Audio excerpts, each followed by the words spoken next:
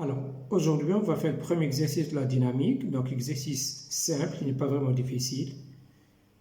Ensuite, on va accrocher et ainsi de suite. Donc, lisez bien l'énoncé. Donc, faites pause, essayez au moins de faire la première question.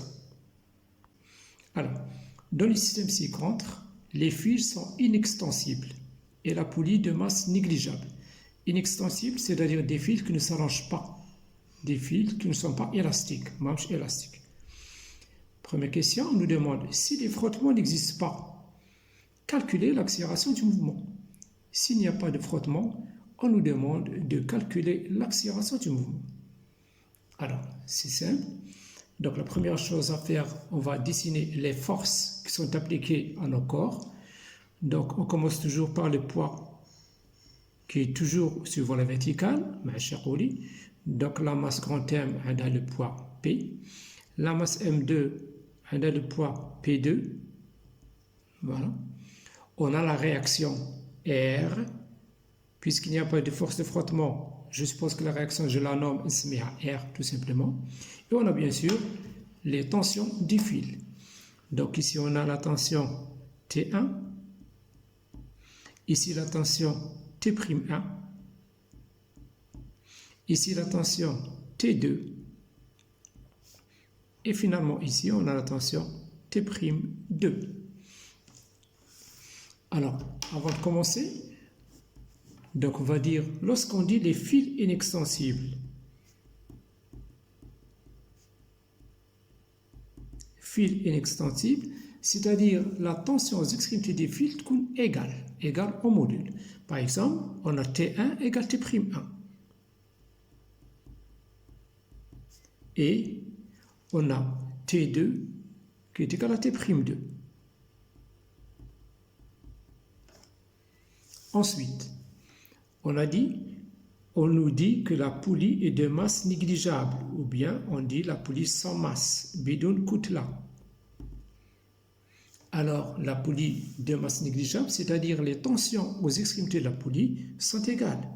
On module toujours. T'1 est égal à T'2. Attends, voilà. T'1 égale T'2. Alors voilà, on a T1 égale T'1, T'1 égale T'2 et T'2 égale T2. Donc, on déduit à la fin que la tension T1 est égale à la tension T2. Donc, voilà la première chose à faire avant de commencer à appliquer les équations. Maintenant, voilà, nous demandons de déterminer premièrement l'accélération du système si le frottement n'existe pas. Alors, on n'a qu'à appliquer la relation fondamentale de la dynamique à chaque masse. Là, j'applique la relation fondamentale de la dynamique à la masse grand M. Donc, sera égal, somme des forces est égale à MA. Les forces qui sont appliquées à la masse grand M, nous avons P1, nous avons P et T1. Donc, je vais écrire P plus T1 égale grand M A. C'est une écriture vectorielle, en vecteur. On fait la projection. La projection sur quel axe? Je choisis un axe. Je vais appeler c'est l'axe du mouvement. Là où on a un mouvement, le mouvement sera effectué dans ce sens-là. Donc, on fait la projection. La projection de quoi? La projection de cette égalité. La projection sur l'axe. La projection de P sur l'axe, c'est plus P, c'est-à-dire plus grand M G. La projection de T1, est-ce que T1 à l'axe? Moins T1, alors on met l'axe. Moins T1, c'est égal à MA. Donc, on fait sortir T1, qui sera égal à MG moins grand M A. Voilà ma première relation. Je passe ici. Je vais appliquer maintenant la relation fondamentale de la dynamique, c'est la deuxième loi de Newton, à la masse M2. Et j'écris somme des forces appliquées à la masse M2 égale M2A. Mais qui touche la masse M2, la M2 égale M2A. Qu'est-ce qu'on a? Nous avons trois forces, P2, T2 et R. Donc, je vais écrire P2 plus T2 plus R égale M2A. Maintenant, sèche les vecteurs. Et je fais la projection. Alors ici, je dois choisir mon repère. Donc, je choisis l'axe des X comme ça. C'est dans le sens du mouvement. Dans le sens du mouvement. Et l'axe des Y orienté vers le haut. Donc, je projette la projection de P2. La projection de P2 sur l'axe des X, c'est 0. La projection de T2 sur l'axe des X, c'est plus T2. Alors, dans le sens de X. La projection S R sur l'axe des X, c'est 0. T1 égale M2A. Alors, on aura T2 égale M2A. Ce n'est pas la peine de faire la projection sur l'axe des Y, puisqu'on ne nous demande pas de déterminer la réaction. Et dans ce cas, on n'a pas les frottements. Si on avait les frottements, on était obligé de déterminer la réaction. Maintenant, ce n'est pas la peine. Mais on dit la réaction R. Alors, donc, nous avons déterminé T1 d'un côté, nous avons déterminé T2 d'un côté. Tout à l'heure, on a appelé T1 est égal à T2. Donc, on va écrire, voilà, puisque T1 est égal à T2, c'est-à-dire la relation 1 sera égale à la relation 2. C'est-à-dire, tous les grand M G moins grand M A est égal à M2A. C'est-à-dire, donc, on aura grand M G égale, lorsqu'on transpose, on aura grand M plus M2 multiplié par A. C'est-à-dire, l'accélération A sera égale à grand M sur grand M plus M2 multiplié par G. Voilà. En faisant l'application numérique, grand M, la valeur de grand M, nous n'avons pas donné grand M ici.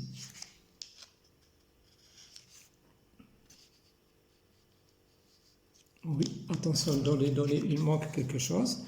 Donc, dans les données, donc on nous dit que grand M est égal à 1 kg et la masse M2 est égale à 2 kg. Donc, j'ai oublié de taper ça. Donc, en remplaçant, on aura 1 sur 1 plus 2 multiplié par 10. Ça nous donne 10 divisé par 3, c'est-à-dire 3,33 mètres par seconde carré. Voilà l'accélération du système si les frottements n'existent pas.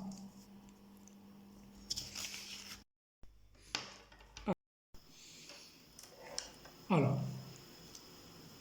la deuxième question, donc on remplace la masse M par M1, on a le grand M et on place M1, et maintenant les frottements existent. Donc, les coefficients du frottement statique et dynamique entre la masse M2 et le plan, et le plan horizontal, sont mu S égale 0,3, coefficient de frottement statique, coefficient de frottement dynamique 0,2.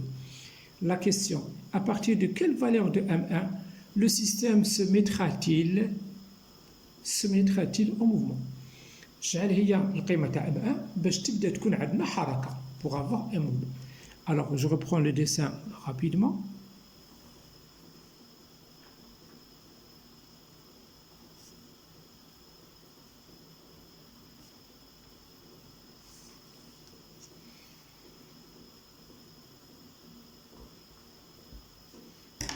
Je dessine les forces. On a toujours le poids qui est suivant la verticale. On a la masse M2, le poids de P2. On a la réaction. Donc maintenant, on a la réaction. Donc C0Y, l'indice 0, c'est-à-dire l'année à l'état statique. Je suis à l'état statique. Et la force de frottement, C0X. En réalité, C0X, C0Y sont les composants isolés de la force de liaison. Voilà, C0X, C0Y. Je préfère écrire directement les composantes. On a les tensions aussi. Donc la tension, nous avons ici la tension T1. Elle est égale à la tension T2. Nous l'avons vu tout à l'heure. Nous avons ici la tension T'2 et T'1.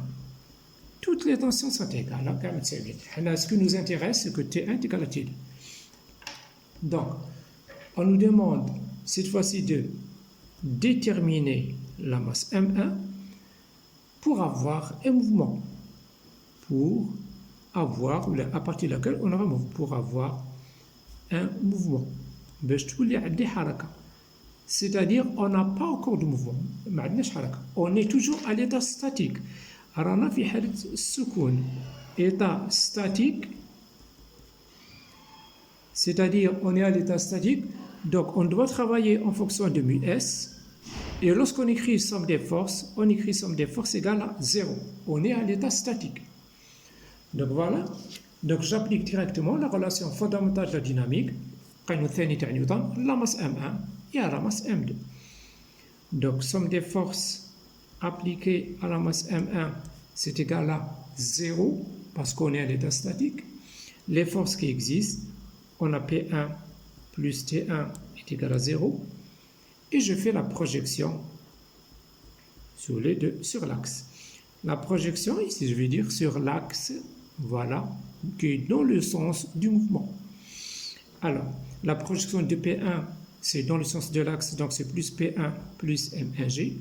La projection de T1, donc ça me donne moins T1 égale à 0. De là, on aura T1 qui est égal à plus M1G. La relation 1. J'applique la relation fondamentale de la dynamique à la masse M2 et je tire T2. J'écris T1 égale T2, T1 égale T2 et on aura directement, si vous voulez, ce qu'on cherche. Donc, je vais écrire la relation fondamentale de la dynamique à la masse M2, toujours égale à 0. On n'a pas de mouvement, on est toujours à l'état statique. Voilà. Donc, les forces qui existent, donc on a 4 forces, P2, plus C0x, la force de frottement à l'état statique, plus C0y, la force de la réaction, plus T2, la force de tension, égale à 0. On fait la projection sur les axes, donc je dois mentionner mes axes. On a l'axe des X qui est toujours dans le sens du mouvement, et l'axe des Y qui est vers le haut. Donc, on fait la projection de la somme de ces forces-là sur l'axe des X. La projection de P2 sur l'axe des X, c'est 0. La projection de C0x sur l'axe des X, c'est moins C0x.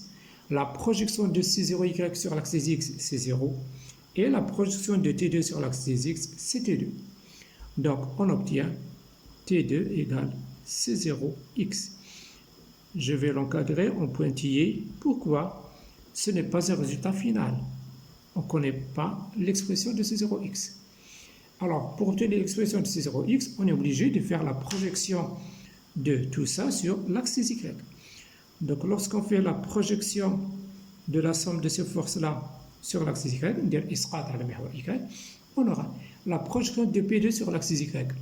P2 est vers le bas, c'est-à-dire moins P2, moins M2G.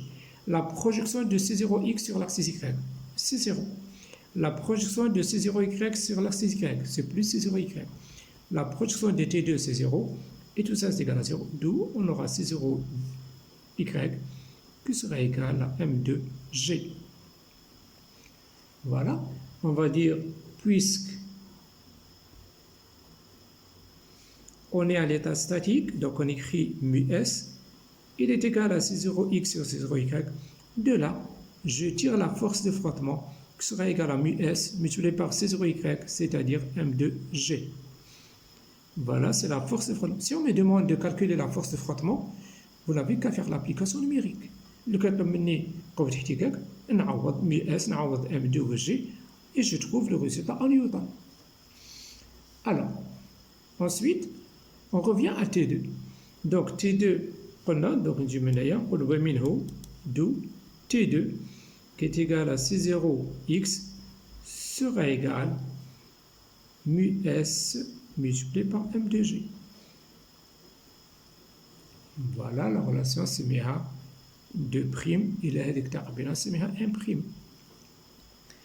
Donc maintenant نقول puisque بما أن ولا comme كيف T1 est égal à T2, c'est-à-dire la relation 1 prime sera égale, 1' sera égal à la relation 2'.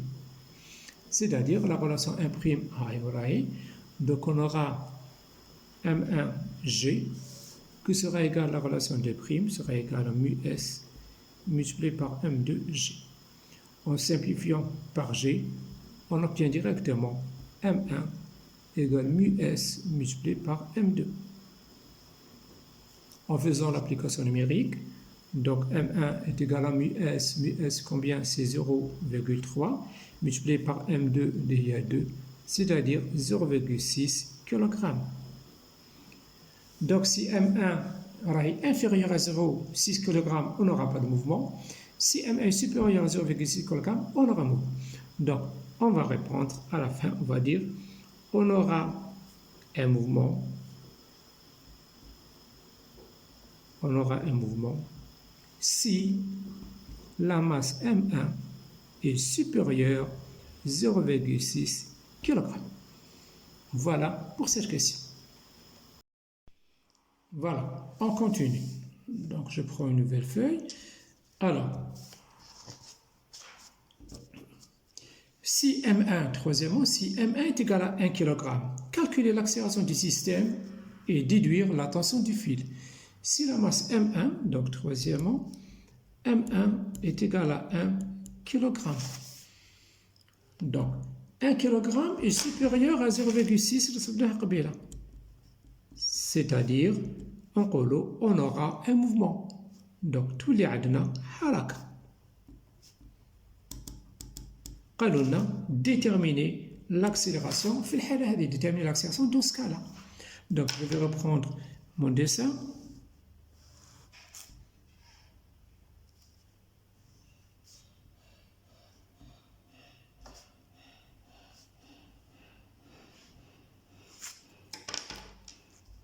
Alors, la masse M1, la masse M2, on a le poids P1, on a le poids P2.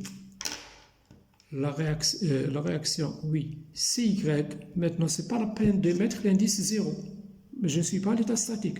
مانيش في حالة سكون ما كان نكتب C0X ولا C0Y. نكتب قبل CX et CY. Voilà. Et les tensions. Donc, la tension T2, voilà, qui est égale à la tension T1. Voilà, T'2, T'. En réalité, toutes les tensions sont égales à gamme tsaouiyenne. Alors, donc, pour déterminer l'accélération, donc, on nous demande de déterminer l'accélération. Qu'est-ce que ça veut dire? C'est-à-dire, il y a un mouvement. Il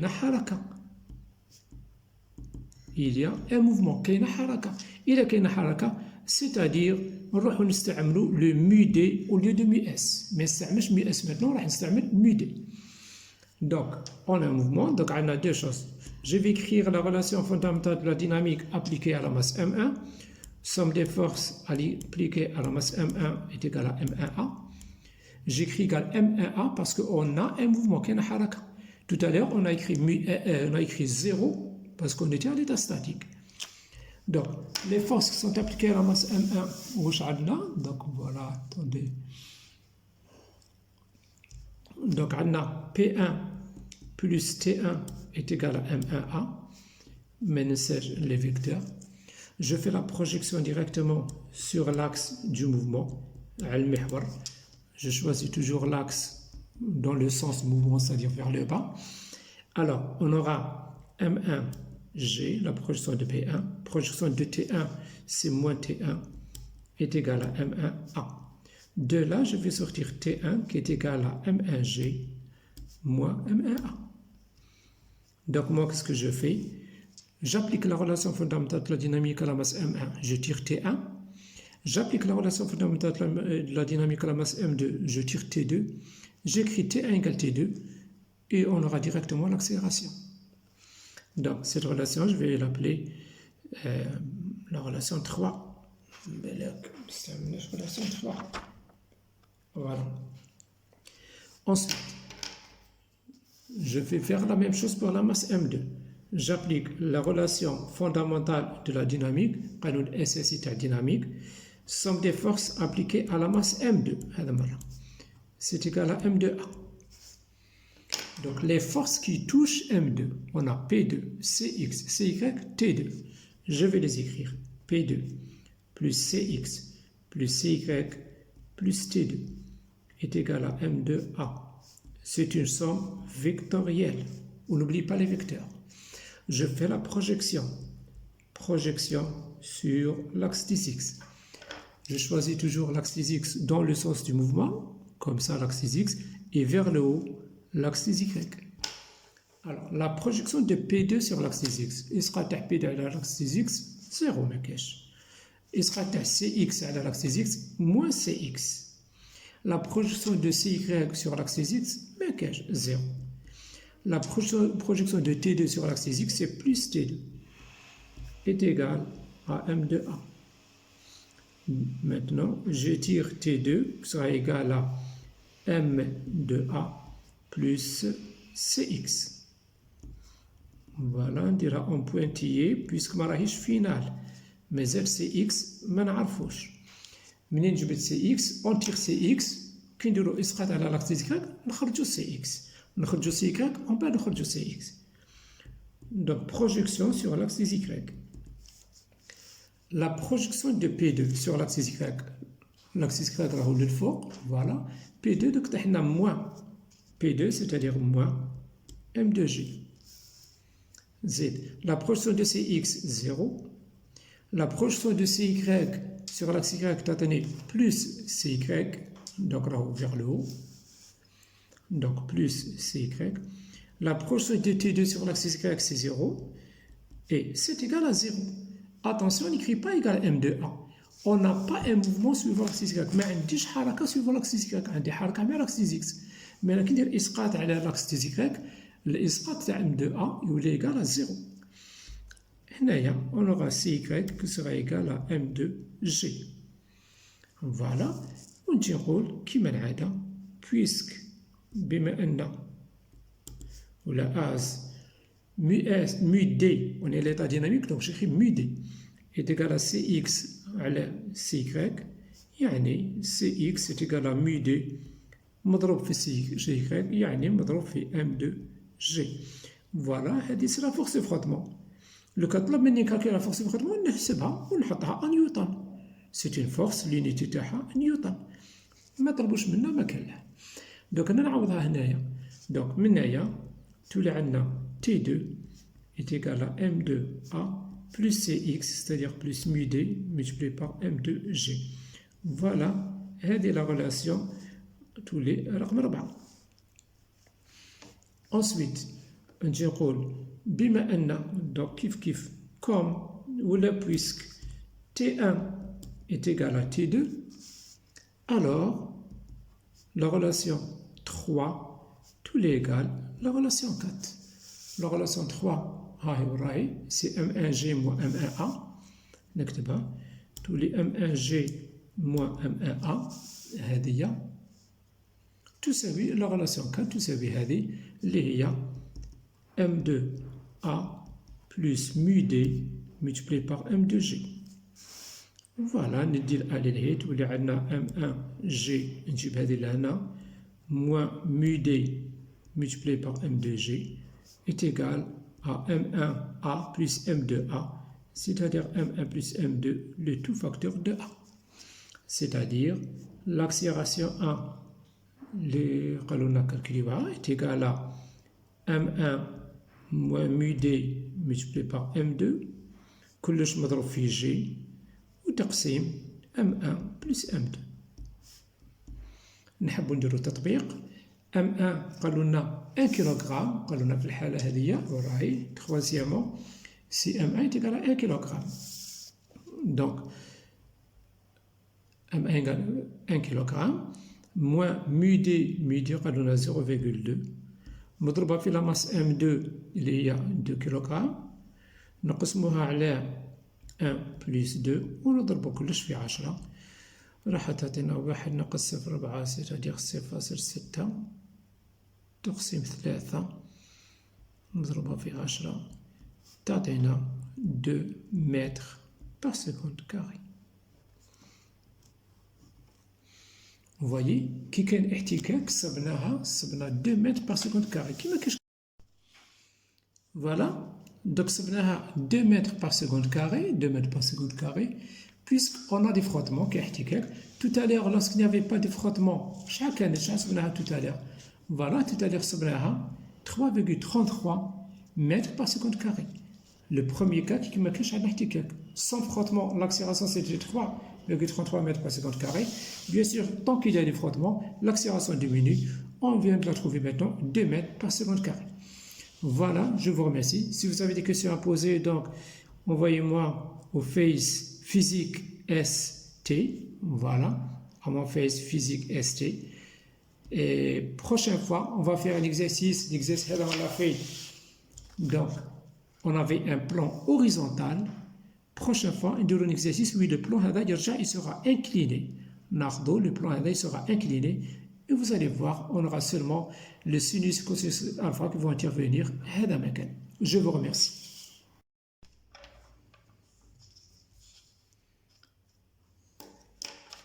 Bon, j'ai oublié la tension. À la fin, on a déduit la tension du fil. Donc, la tension du fil, soit, donc on a T1 qui est égal à M1G moins M1, voilà, moins M1A.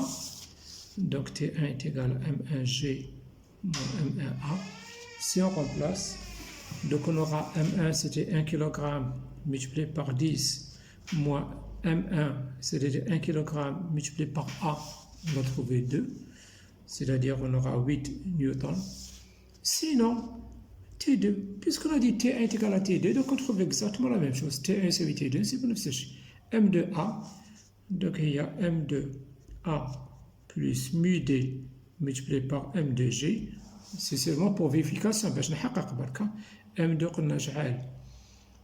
M2 la masse c'était 2 kg multiplié par A, c'est 2, صبناها 2, plus mu D 0,2 مضربة في 2 مضربة في 10 تعطينا 4 plus 0,4 fois plus 4 c'est-à-dire 8 newtons.